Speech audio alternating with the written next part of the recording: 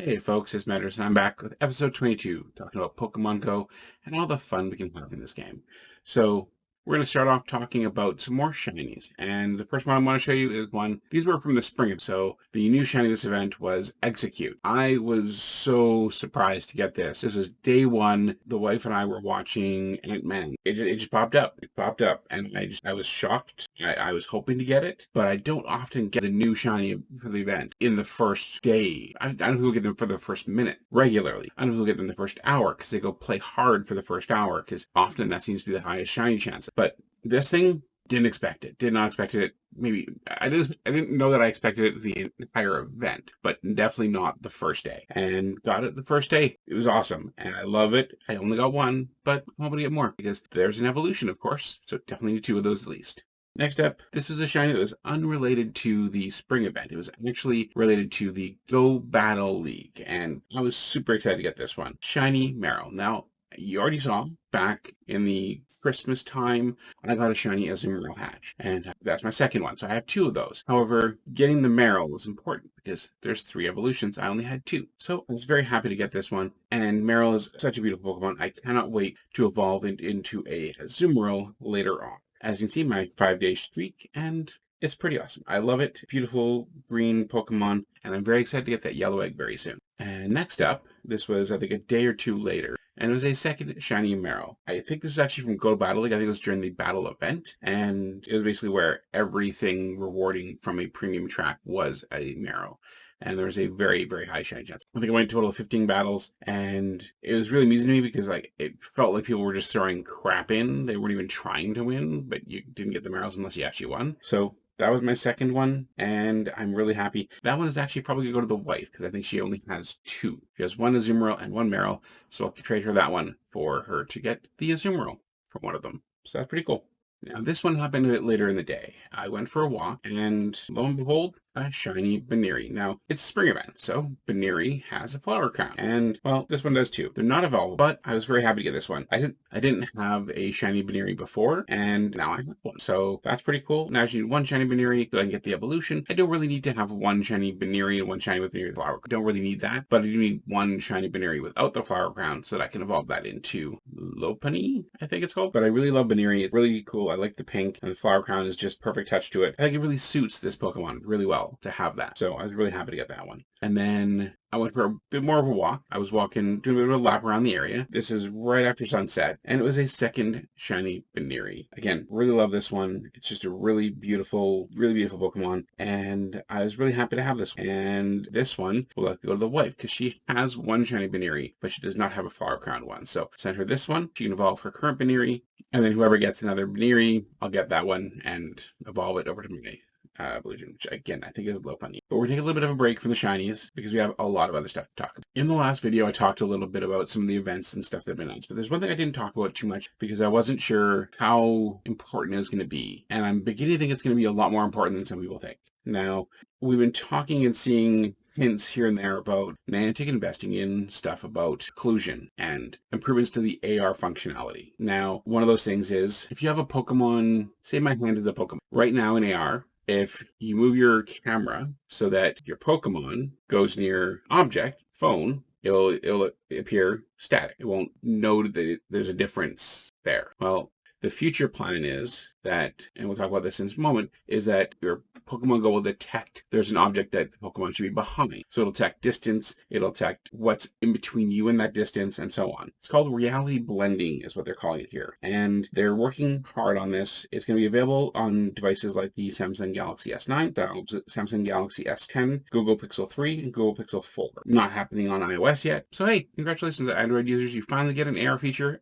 ahead of iOS users. Some free guys. They show a picture here, they show a video, and it's kind of what I was talking about, so if you move your camera so your Pokemon will be behind something naturally, it will actually appear as if it's going behind something. Pretty cool feature, and I don't know that it'll be super useful overall, but I definitely think of some AR shooters that I've seen videos from who will enjoy putting part of a Pokemon behind something, Pikachu peeking its head out from behind a tree, or Bulbasaur peeking out from under a leaf, that kind of thing. I'm really curious to see how it's going to happen on iOS. In addition to this, Niantic is bringing a feature that they currently have in Ingress into Pokemon Go. And it'll be able to level 40 trainers in June. The feature is basically scanning. And basically what it is you are at a Pokestop or a gym, and Niantic wants to give you the ability to scan your area. So what else is around you? Take a panoramic shot of what's around you with your phone. And basically it helps them build a map of the real world. And there have been other features they've talked about in the past, and I don't remember the exact name they called it, but it's basically allowing you to be able to see the world in a more visible way. So I'm really curious to see how this is going to work. I'm really curious to see how much bandwidth it's going to use, because that's a big thing for some players. And I'm really curious to see how often people will use this. I did it a couple of times in Ingress, and I found the functionality really good. This will be a unique feature for Pokemon Go that is not similar to how it is in Ingress, as far as I can tell here, but we'll have to wait and see when it's implemented. But it should be implemented in the next little while. Now, as I mentioned at the end of my last video, in the news section, there was an announcement of the dates of GoFest. That is, again, July 25th and 26th, and it's going to be a virtual experience. Much like we had for Safari Zone St. Louis, Liverpool, and Philadelphia, you'll be able to play at home. Tickets will be something you'll purchase or obtain. There's no indication yet what the price of the ticket's going to be. I assume we'll find that out more in June, and there's no idea here, or no statement, of how much limit there'll be. I've said before that I really feel that they should do this as an unlimited event. Anybody who wants a ticket can buy one, as long as they have the money for it. I would probably pay up to $30 a ticket, because you do get 2 days, but I think Niantic really needs to tell people what they can expect. Can they expect, similar to what we saw for those Safari Zones, where people were getting 50, 60, 70 Pokemon that were shiny in that event? Or is it going to be more like Community Day, where in an 8-hour period, you might get 10 or 15, maybe 20. And what's the value to you? Is a shiny Pokemon worth $20? Is 20 Pokemon that are shiny worth $20? Will we also have unknown? Will we have regionals? And I know a lot of other players would like to know this. We want to know what we can expect, so we know what the value is to us of this functionality and how they're going to do this. So they did say that they're going to give us more information in the coming months and weeks. I am excited for this, tentatively. I want to do this. I want to experience this. It was a lot of fun doing Philadelphia, and I have always wanted to do a GoFest, but I want to know a little bit more about what we can expect from this and to see what will happen. The key part for me is that trainers will have access to this functionality, this feature, event for both days of the event. Whereas if you went to GoFest in person, you only had access to the one day. The City Explorer Pass for the Safari Zones did give you access to additional functionality on the off days that you were not there for, but the GoFest they're talking about here will actually be available to everybody every day for the 2 days with a ticket. And I'm really excited for that, and I will absolutely participate in this hard. So very excited for this. Cannot wait for more. I'd love to know in the comments, what are you guys excited for? What do you want out of GoFest virtual worldwide? Not GoFest Chicago or Dortmund or Yokohama, GoFest worldwide. What do you want from GoFest 2020? Let me know in the comments below. Now, let's get on to the news of today. This was actually just announced a few hours ago, and it's basically what we can expect in June. Hoping to get this up before the end of June. It'll be a novel idea, I'm sure. And I fully expect there'll be more stuff. So we'll leave space at the end for more news to be reported on. First off, the research breakthrough. Research breakthrough for this month is going to be Trapinch with bonus Trapinch candy. Now, you may ask, why Trapinch? Good question. I look forward to an answer for that question. I have shinies. I have lots of Trapinch. They had a community day for Trapinch. I don't get why we have this one, but that's not going to be the only bafflement here. So let's put our bafflement aside for the time. As we expected, and I mentioned in the last video, Zekrom will follow up Reshiram, which we have currently, and that'll be happening on June 16th at 1 p.m. PDT. And of course, that is the deep black Pokemon. You can find more about him up here or there or somewhere. And probably up there, because that's the only light enough for... He's dark. He's a very dark Pokemon. So I'm very excited for this. We will have, as we have with Reshiram, 3 raid hours. They'll be on June 17th, June 24th, and July 1st. And I assume that we will see a replacement for him on the 7th of July. That is the Tuesday after the last raid hour, and that will be then Kyurem. And I don't know if it'll be the Kyurem White or Kyurem Black. Very curious to see how that's going to go, because there are 2 different ones, 2 different models, and they will look really cool. Again, you can find them one of these sides. I'm not sure which one yet. As we already knew, the Throwback Challenge Champion 2020 Special Research will begin. It will last for 5 days. We're going to have this out before then, and it have a bunch of Galar Pokemon appearing. We will have Galarian Stunfisk, we have Galarian Meowth, Zigzagoon, Darumaka. I don't know if we'll have Ponyta yet. I really hope so, because that's a really cool model. I know there's a lot of people who are very excited for the potential for a shiny Galarian Zigzagoon. I'm sure I've got pictures around here all around me of these Pokemon. They are really interesting looking Pokemon. I'm not sure how I feel about having Meowth having another unique look, but Pokemon gods have shined down on Meowth, and Meowth gets special looks on many regions, I guess. I'm really excited, and I hope you guys are too. The models for these look really good, and I'm very excited to see these in the game as soon as possible. Next up, we will have a return of some events we've seen before. Now, we don't know more about these other than date. So, we will see the return of the Solstice event. That is from Friday, June 19th at 8 a.m. to Wednesday, June 24th at 10 p.m. And then the Bug Out event will run from Friday, June 26th at 8 a.m. to Wednesday, July 1st at 10 p.m. We don't know anything more than the times currently, but we do have experience with these events, so I'm sure we will see some very, very cool Pokemon, some new shinies for each of them, and some really, really fun catches to be had. Hey folks,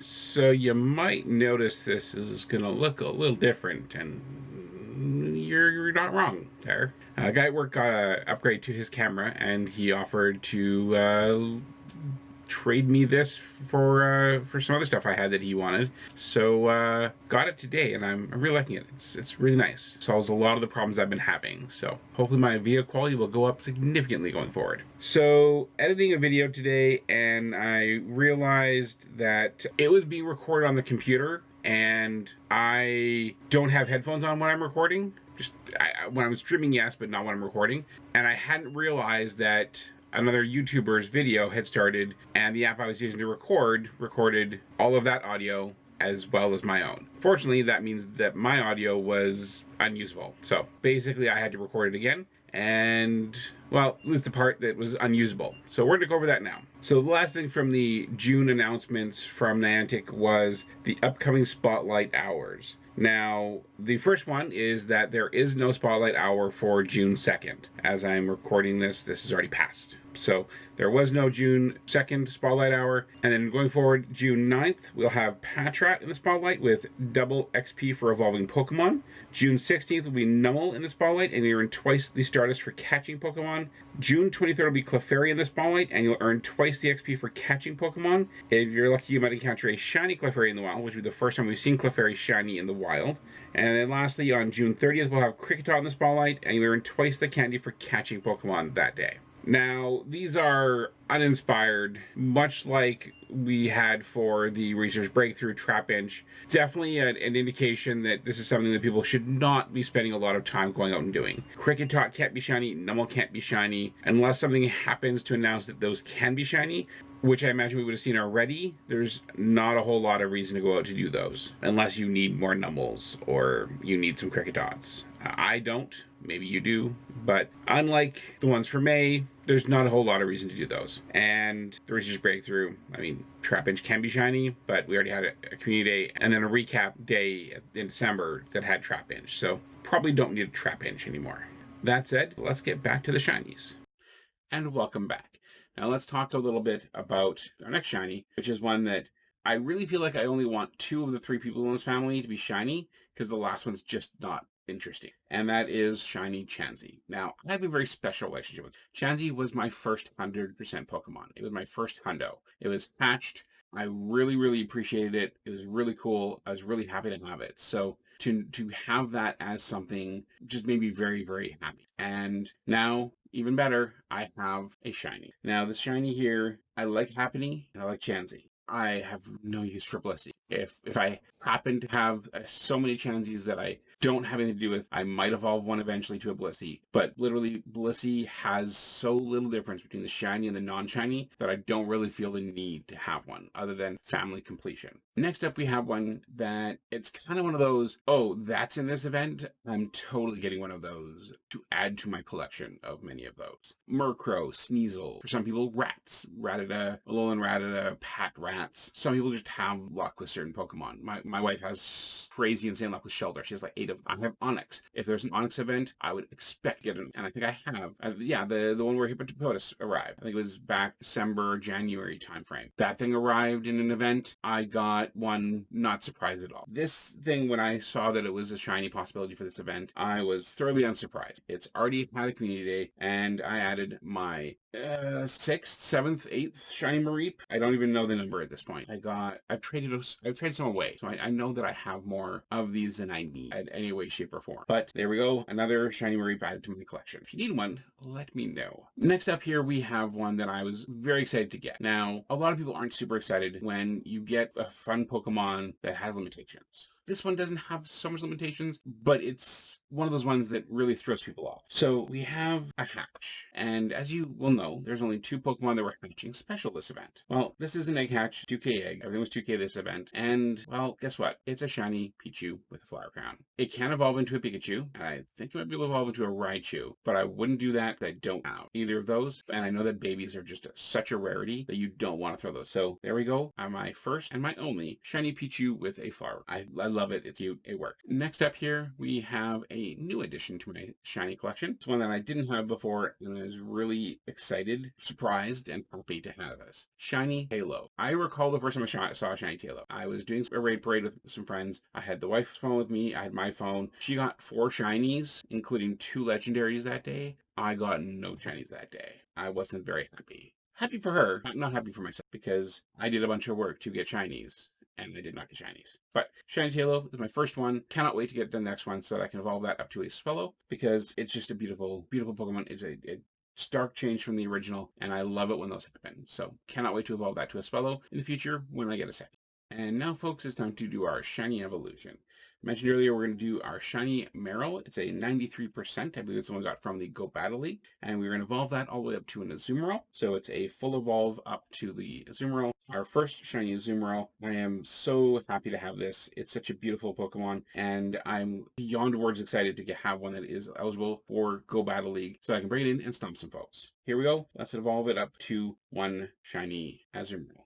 And there we have, it's going up, coming down to a bright yellow egg. I love this shiny. The shiny Azumarill is just a beautiful Pokemon. 900 CP. Lots of room to power that up to Great League for 1500 CP or less. I think this is beautiful, and I cannot wait to use it. So I ask you again, what are you looking forward to for GoFest? What are you looking forward to having? What do you want to see? How do you want them to work it? Do you want it to be like Philly Safari Zone, like the St. Louis Safari Zone and the Liverpool Safari Zone? Do you want to have it be different? Do you want to have it like GoFest? How would you like to see it happen? How would you like to have that worked out? And how many players would you like to see? Would you like to have it open to all the players like we had for Genesect and Regigigas? Or would you like to have it limited players like we have for other GoFest and Safari Zone events? Let me know in the comments below, and I want to thank you guys all for stopping by. Before I do go, I want to remind you guys, I am streaming occasionally on Twitch. Please go to my Twitch channel. It'll be down here somewhere. And, of course, do follow me on Twitter, at Pokemon Go Medros. And, of course, don't forget to like and subscribe. I will see you guys next time. In the meantime, take care, happy hunting those Pokemon, and don't forget to catch them all. Cheers.